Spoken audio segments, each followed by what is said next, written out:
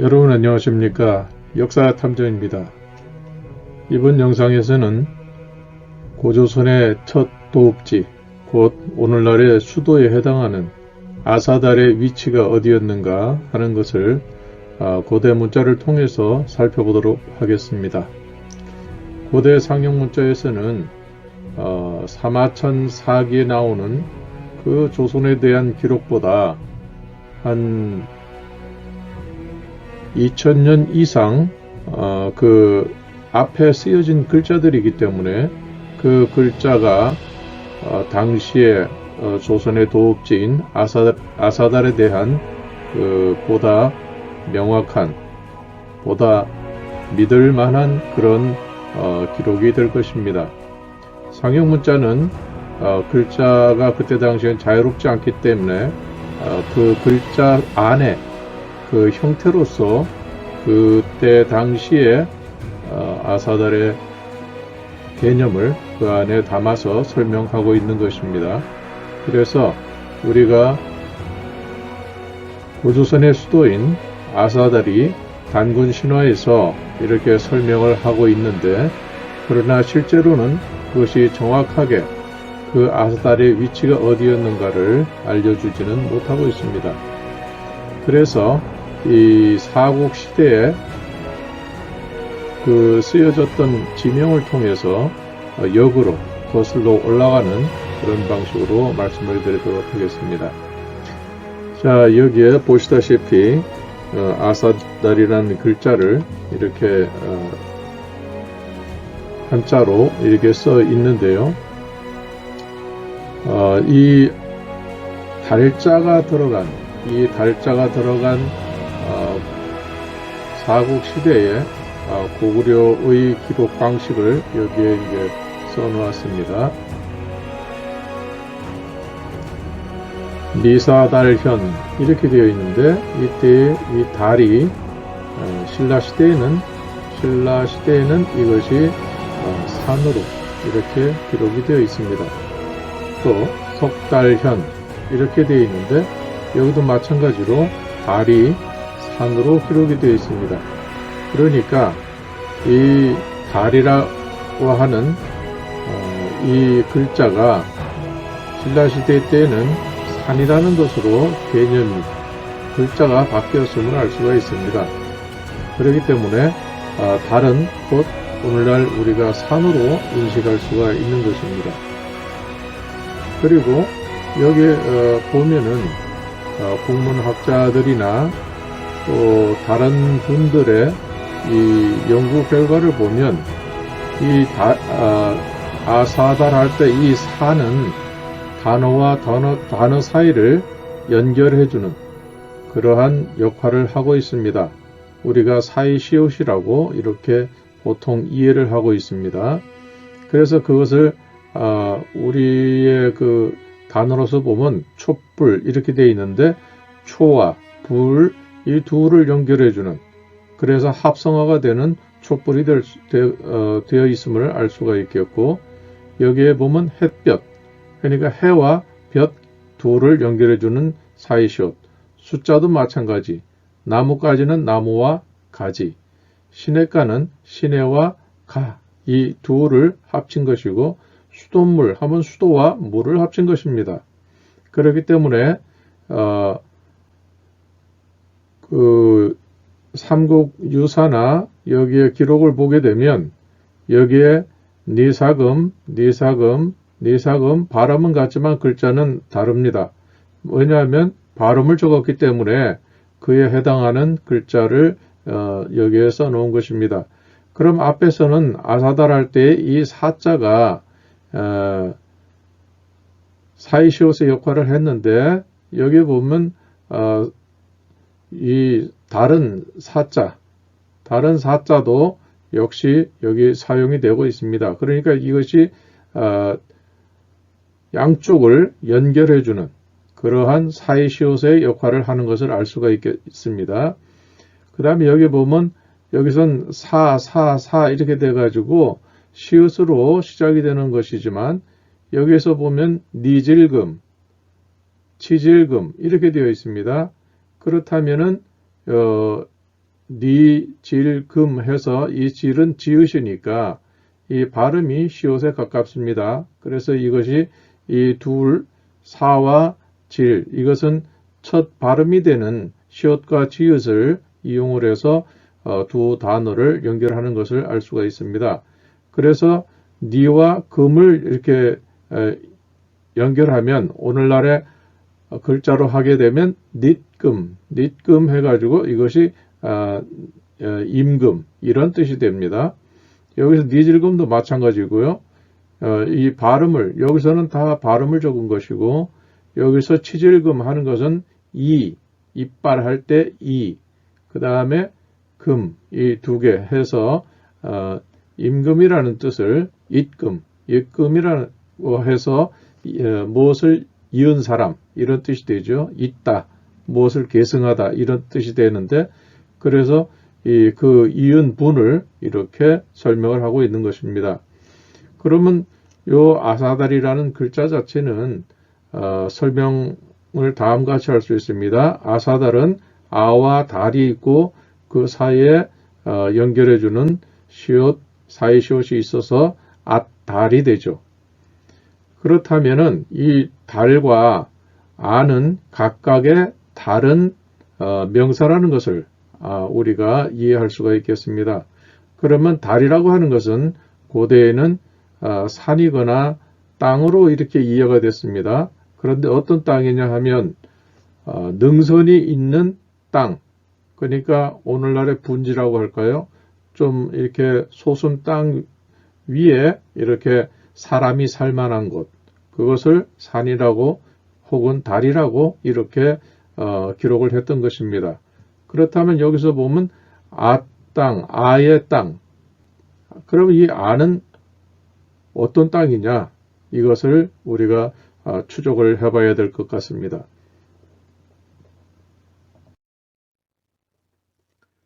자, 그러면 상형문자에서 아라고 하는 것은 어떤 뜻이 있느냐? 이것을 이제 살펴봐야 되겠습니다. 여기에 보면 이것은 허신의 설문 해자에 나오는 그런 그 아자인데요. 이 아자는 이게 이렇게 언덕이라는 뜻으로 이렇게 짚고 올라가는 그런 언덕이라는 뜻으로 이렇게 여기 부자가 달려 있고 요것은 발음을 나타내는 이제 좌변이 없으면 가라고 하는데 발음을 나타내는 운이 되겠습니다. 그래서 여기에 대해서 설명을 하기는 이 아라고 하는 것은 큰 언덕이다. 그 다음에 큰 땅이다. 큰 산이다. 그러니까 산처럼 능선이 있으면서 이렇게 사람이 살 만한 곳. 그래서 여기에서 보면 큰 언덕이다. 그래서 일명 또 말하기를 곡부라고 한다. 곡부 이렇게 되어 있습니다. 곡부는 어디입니까? 산동에 있는 지명이죠. 그러면 아의 땅이라고 이렇게 해석이 된다고 하면 곧 이것은 아가 곡부라고 하니까 곡부의 땅, 곡부 땅을 가리키는 것입니다. 그래서 여기 보면 읽는 것이 오하절 해가지고 이것은 지난번에 설명을 드린 적이 있는데 이 반절법으로 기록을 했습니다. 오와 아를 합치면 아라고 읽는다는 것을 여기 설명하고 있습니다. 그래서 큰 언덕이다. 일명 곡부라고 한다. 글자는 언덕의 모양에서 땄고 우는 아가 된다. 그래서 발음은 아이다. 이렇게 되는 것이죠. 그래서 곡부라고 하는 것은 어떤 것이냐? 곡부는 중국 산동성 남부에 위치하고 면적은 815 평방킬로미터입니다. 그런데 서울의 면적은 605.2 평방킬로미터니까 서울 면적의 약 3분의 1 정도가 더 넓다. 서울보다는 3분의 1 정도 더 넓은 그런 그 지역을 곡부라고 한다.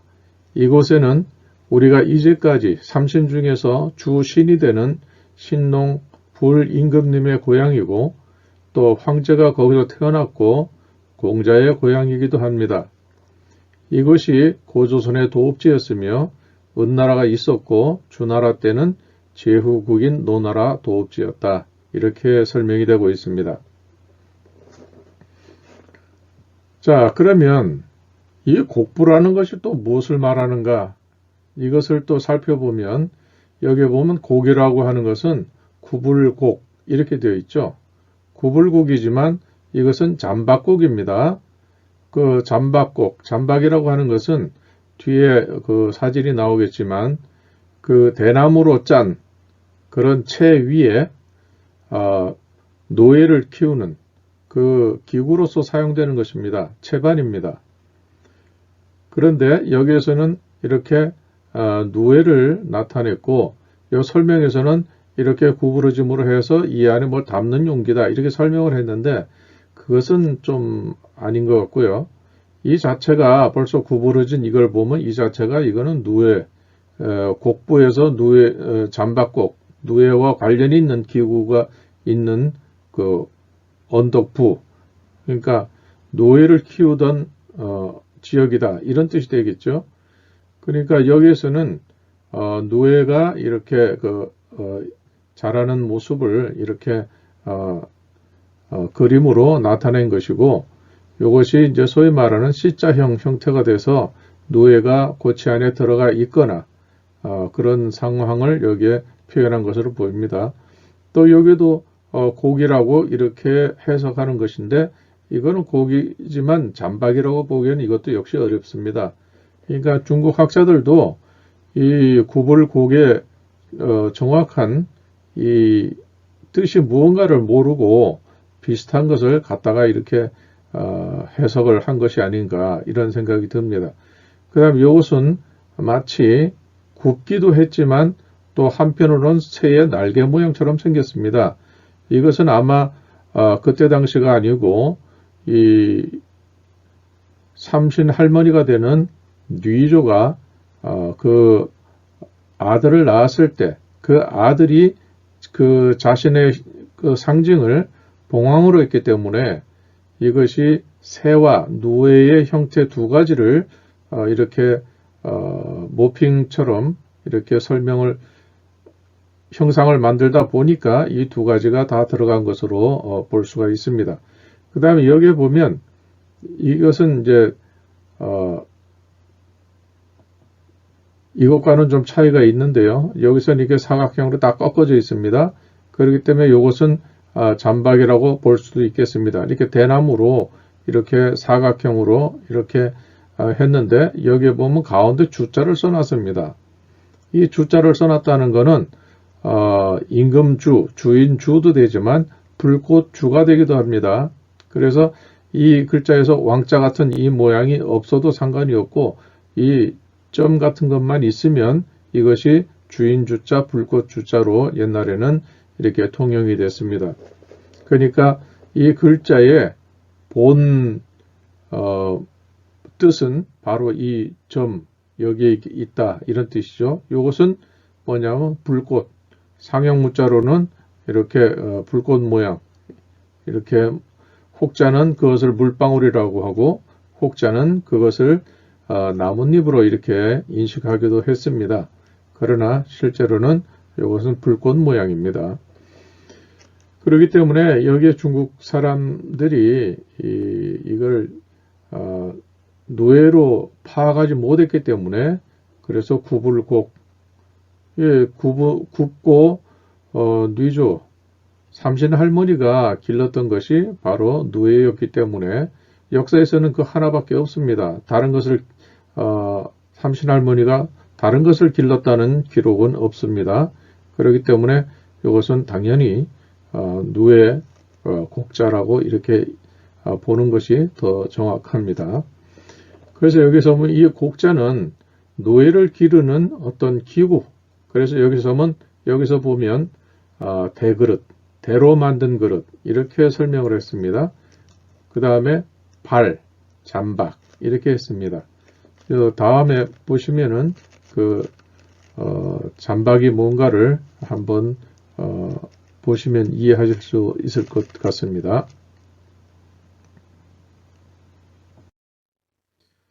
자, 여기에 보면 곡부라고 그랬죠. 아왈곡부 이렇게 되어 있는데 이 곡이라고 하는 것은 잠박, 바로 이겁니다. 대나무로 이렇게 틀을 만들고 이렇게 짜가지고 이 위에다가 뭐 뽕잎이나 이런 걸 놓고 누에들이 여기 올라가서 그걸 다 먹으면서 커진 다음에 나중에 누에고치를 이제 그 안에 들어가게 되면 이것을 따로 이렇게 또 층층이 켜켜이 싸가지고 이렇게 나중에 그것으로 명주씨를 뽑는 그러한 기구가 되겠습니다. 그러니까 물레로 이렇게 명주씨를 뽑기 전까지 사용해서 누에를 키우는 그러한 기구가 되겠습니다. 그래서 이 아왈곡부 해가지고 바로 이렇게 누에를 키우던 언덕이 있는 동네, 그것이 곡부라는 지명이고 그것은 산동에 있습니다. 다시 말하면 거기에서 산해경에서는 하나님이 그 산동에서 고조선을 다스렸고, 그래서 산해경에서는 그것을 천독해가지고 하나님이 다스렸다, 이렇게 기록을 남겼던 것입니다.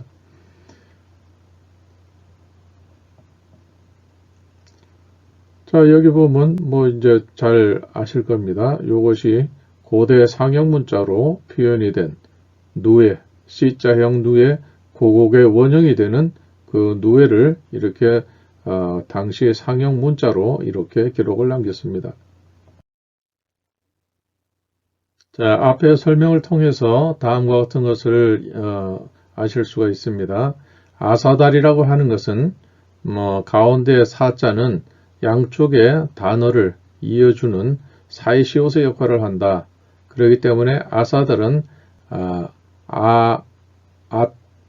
앞달이 돼가지고 이 달은 사국시대 고구려 백제신라, 특히 고구려에서는 이것을 땅의 의미, 그러니까 지대가 높은 땅을 의미한 것입니다. 그래서 때로는 신라에서는 이것을 산으로 이렇게 재번역을 해서 산으로 이렇게 표현을 했던 것입니다.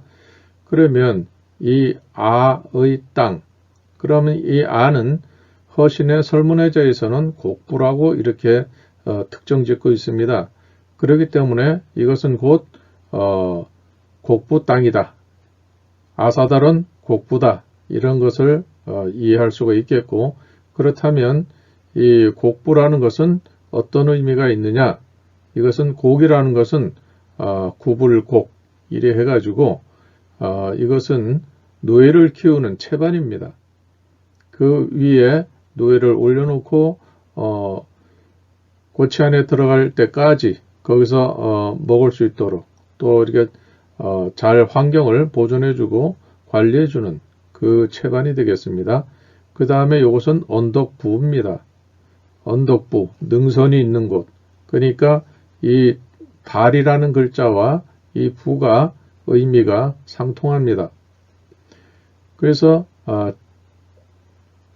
잠박, 곡부 이렇게 설명을 하고 있고, 그렇다면 이 잠박곡이 들어가 있는 것 중에서 유물에서 우리가 설명을 했던 것이 금관에 있는 그 고곡에 대해서 설명을 할 때에 금관 중앙에 있는 세 개는 삼신을 나타내고 그 중에 정중앙에 있는 분은 한민족의 시조가 되는 신농불임금님이라고 말씀을 드렸습니다. 좌우에 계신 분은 한민족의 삼신 할머니와 삼신 할아버지가 되겠습니다. 그래서 그것을 그림으로 나타낸다고 하면 이렇게 불임금님이 중앙에 계시면 아드님과 따님이 되는 요 두 분을 합해서 이렇게 삼신으로 이렇게 볼 수가 있습니다. 요것만 볼 때는 우리가 산자로 이해를 하지만 편의상 산자라고 얘기하지만 실제로는 이것은 초자라고 말씀을 드렸습니다. 풀초.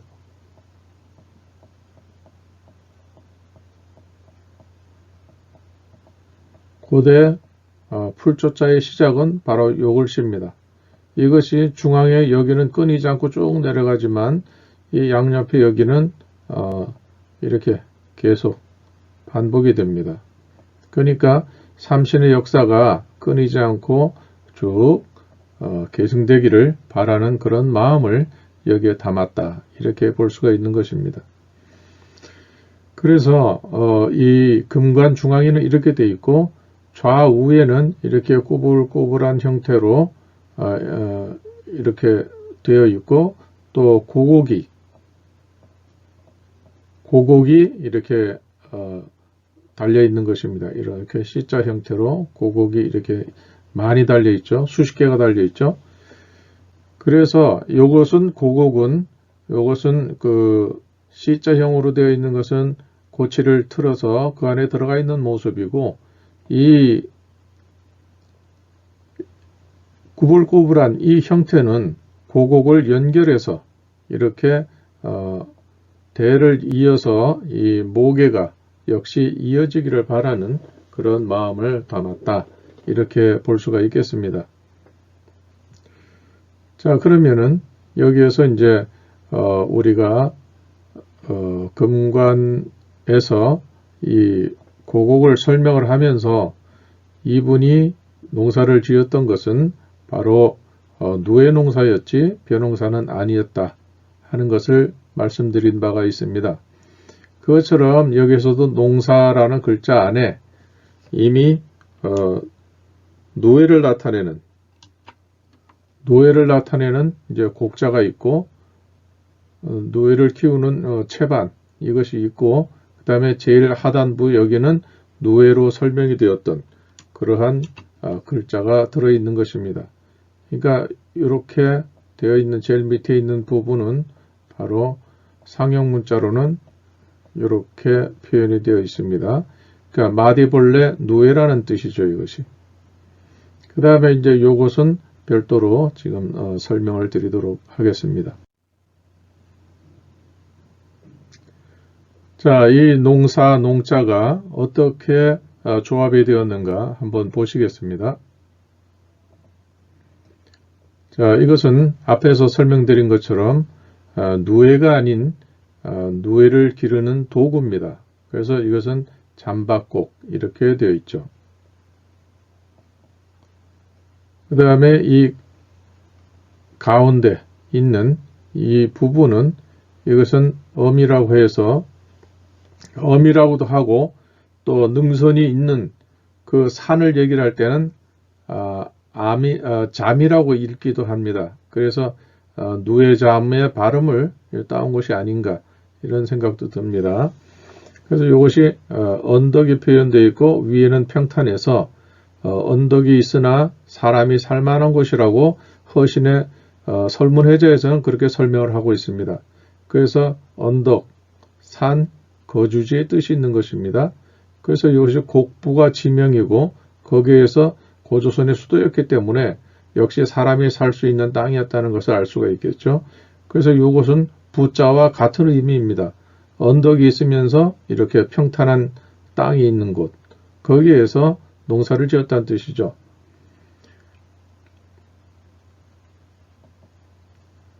그리고 이건 뭐 우리가 알다시피 금관에서도 말씀드린 것처럼 이것은 신농 임금님,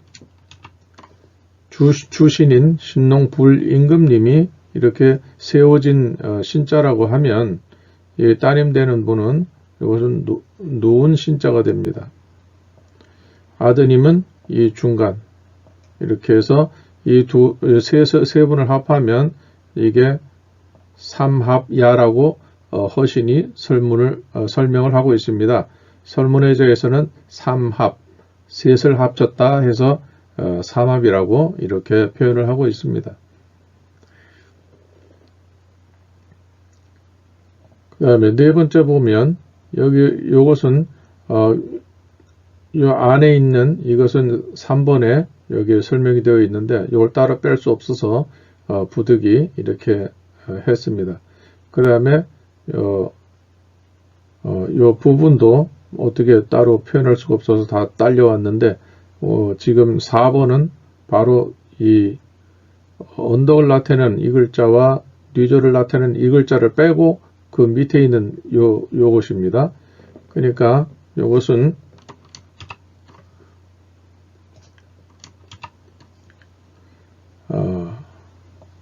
이렇게 되죠.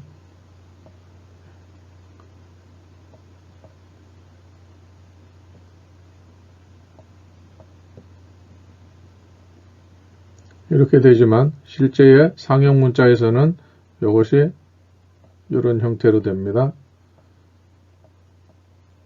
그래서 누에라는 것을 이렇게 알려주고 있습니다. 그러니까 이것은 곡자가 될 수 있고 요거는 부자가 될 수 있는 겁니다. 요 부자가 될 수 있고 요거는 곡자이고 요건 금관에 있는 그 두 번째 삼신할머니가 되는 이 뉘조를 나타내는 것이고 또 요 제일 밑에 요 부분은 노예를 나타내는 것입니다. 그러니까 노예가 있고 노예를 키운 채반이 있습니다. 그러니까 채반에 노예를 키운 그 땅은 곡부이고 그러니까 곡부에서 뉘조 삼신할머니가 노예를 키웠다. 이런 뜻이 되는 것이죠. 그러니까 이 농사를 짓는다는 것은 곡부에서 삼신할머니가 노예를 키운 것이 시초가 돼서 모계를 통해서 계속 노예농사를 지었고 우리 입장에서는 대륙에서의 그 역사가 끝나고 이 땅에 와서 조선시대까지 왕비가 친잡례를 하는 그런 기원이 되었다. 이렇게 말씀을 드릴 수 있겠습니다. 그런데 여기에서는 또 이체자가 있습니다. 여기에 우리가 찾아낸 이체자는 농사라는 이 글자에 담기지 않은 또 다른 요소를 이렇게 설명을 하고 있는데 그것은 바로 이 보시는 것처럼 여기에 중앙에 있는 부분 바로 이것과 이 상태에서 이렇게 X자처럼 표현이 되어 있습니다. 이것은 뭐냐면 보시는 것처럼 이것은 금관에 있는 주신 삼신 중에 제일 어른이 되시는 신농불임금 신농염제 이분을 나타낸 것이고 이분이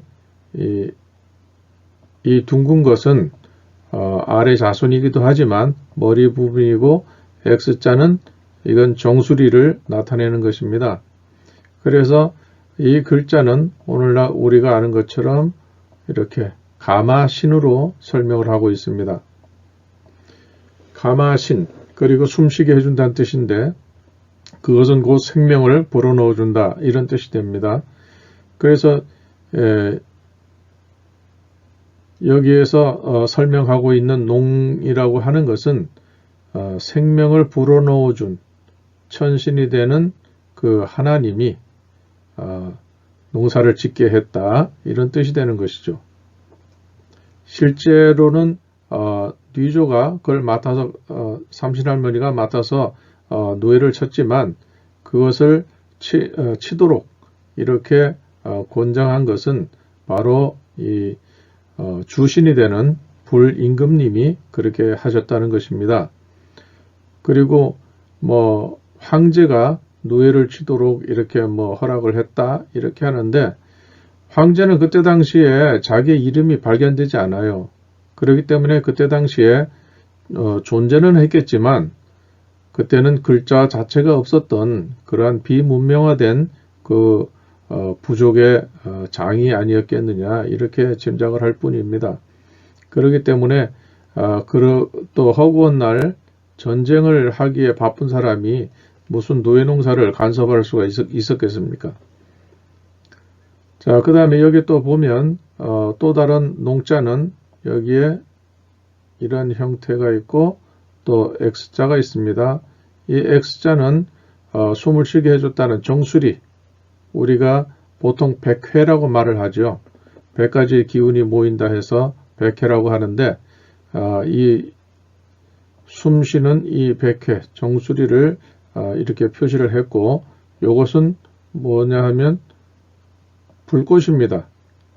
이 불임금님이기 때문에 여기서는 이 신자를 한 것이 아니고 신자를 대신 할 수 있는 불꽃, 그분의 상징이 되는 불임금님 표시를 이렇게 하고 그분이 생명을 이렇게 주셨다, 이런 뜻이 되죠.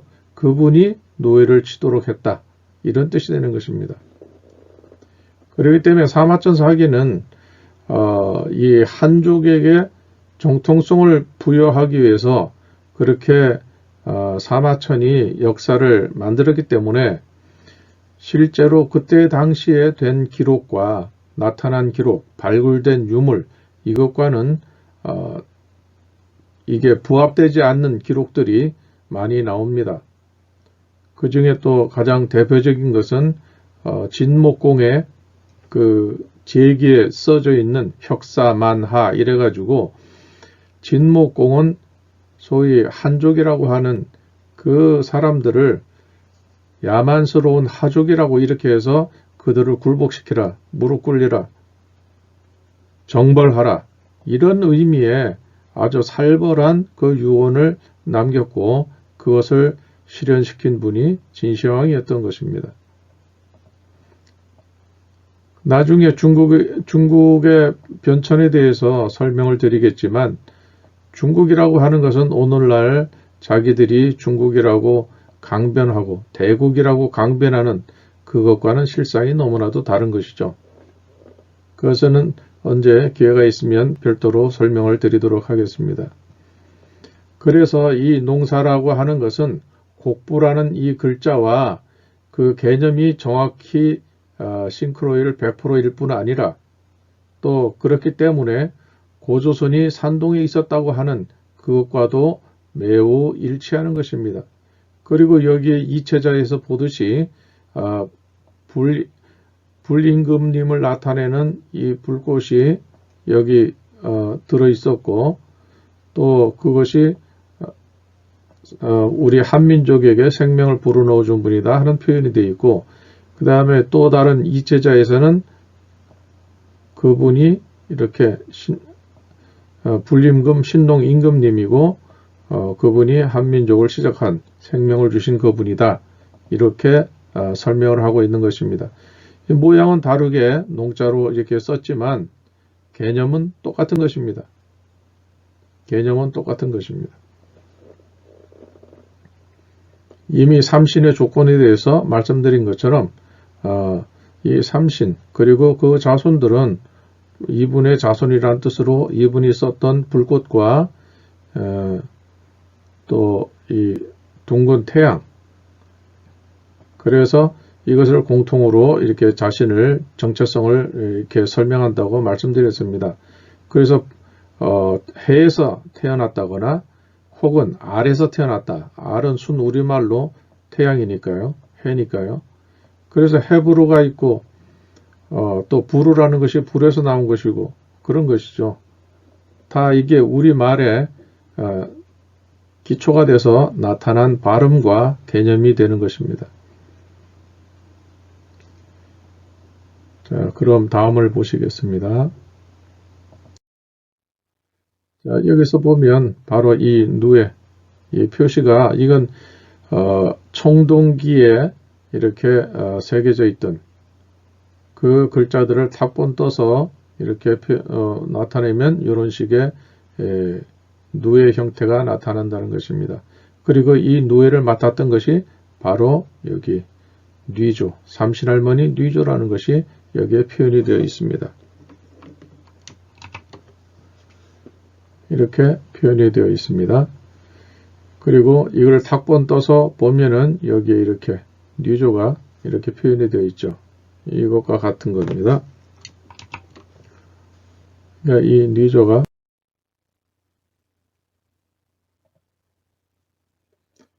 이상의 설명으로 다음과 같이 정리하면서 또 결론을 맺을 수 있겠습니다. 첫째, 아사달은 단군 신화에 도읍한 것으로 나오는 것인데, 이 아사달은 고구려의 방식으로 사용된 그 지명으로서 이것은 오늘날 아의 땅, 앗땅 이런 뜻이 되겠습니다.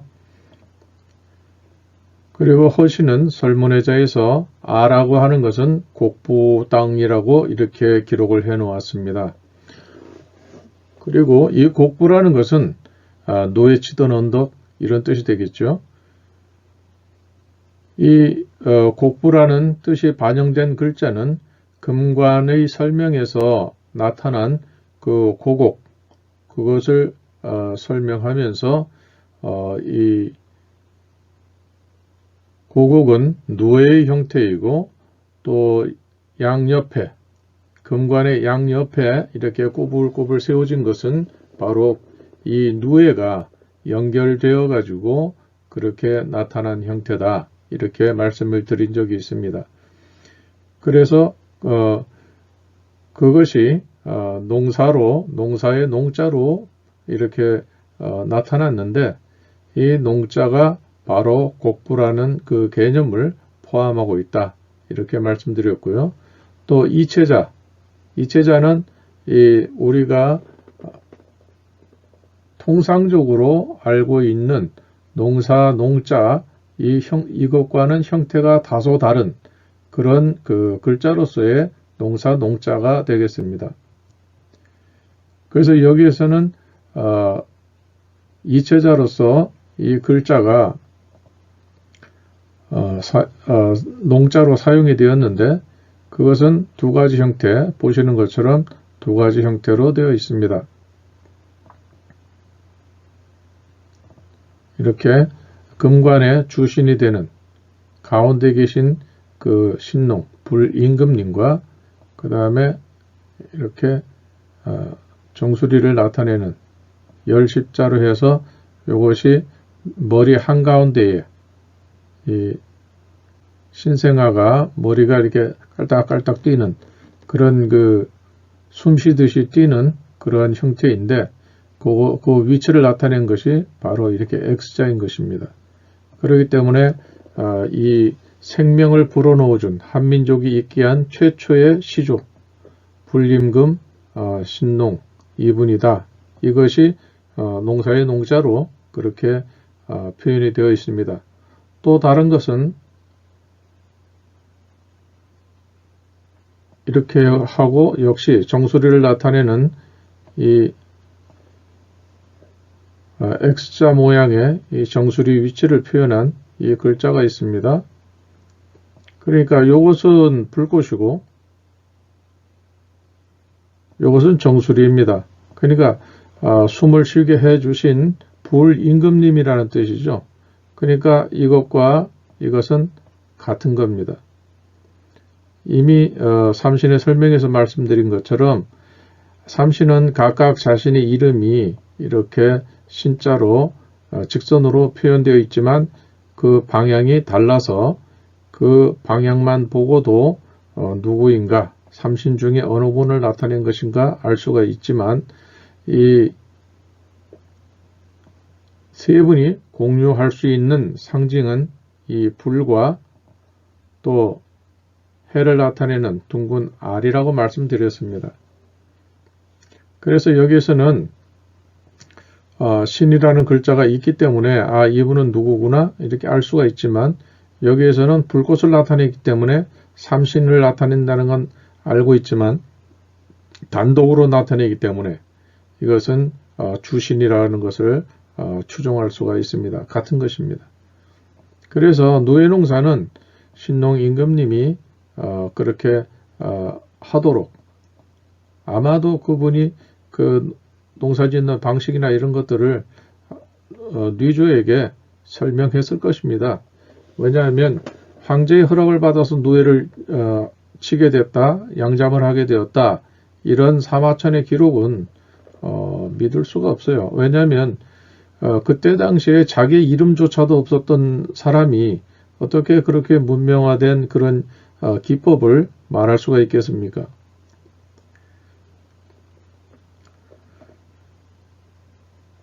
그리고 세 번째, 아사달은 산동 곡부 땅이었으며 이곳에서 뉘조가 농사를 시작했다. 산동 곡부는 뭐 아시다시피 이렇게 중국 동해안에 튀어나온 부분입니다.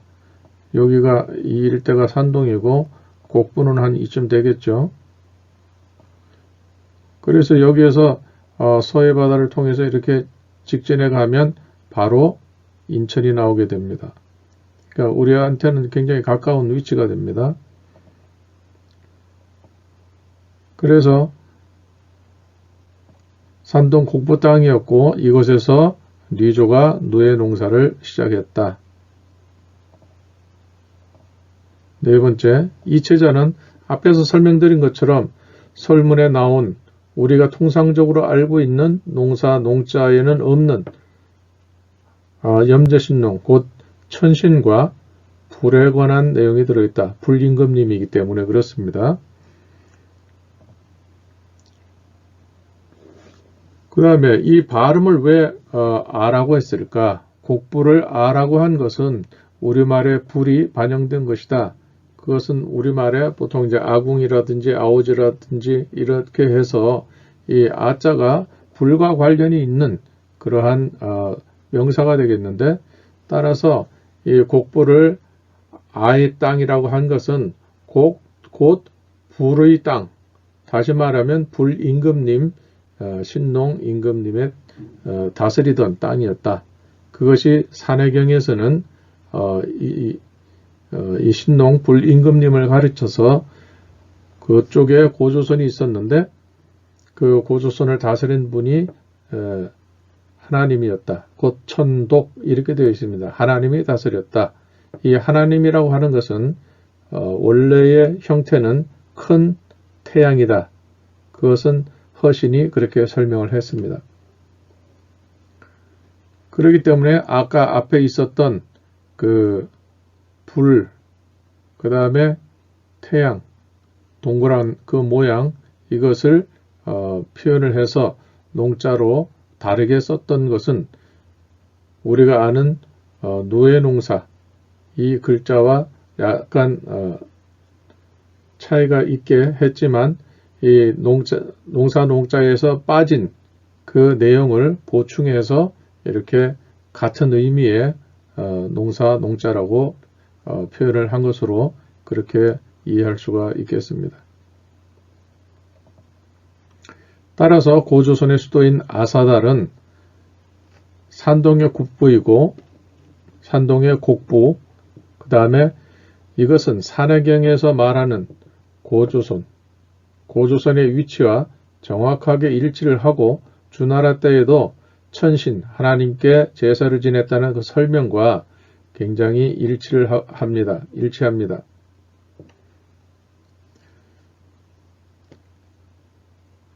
그래서 이 한반도에서는 아무리 뒤져도 결코 고조선의 유물로 확정지을 수 있는 그러한 유물이 발견이 안 되는 것은 바로 고조선의 수도가 산동의 곡부 땅이었기 때문입니다. 현재까지 100년 가까이 뒤져도 고조선이라고 특정 지을 만한 그 유물은 없었고 단지 그분을 추종하는 그러한 의미의 그런 유물들만 나올 뿐입니다. 이 산동 땅에서는 벌써 그분과 관련된 또 그 자손들이 남긴 것으로 추정되는 그 족보라고 할까요? 고조선 당시의 족보로 이해할 수 있는 그런 인적 관계를 창으로 남긴 그러한 유물이라든지 또 노예를 기르는데 필요했던 그러한 유물들이 많이 발견되는 것입니다. 따라서 이 고조선의 수도인 아사달이 산동이 있었기 때문에 산동 일대에 나타난 대문구 문화, 이것 역시 고조선과 계승관계가 있다 하는 것까지도 우리가 추정을 할 수가 있습니다. 이것은 곧 고조선은 결코 한반도에서 나타날 수가 없는 것입니다.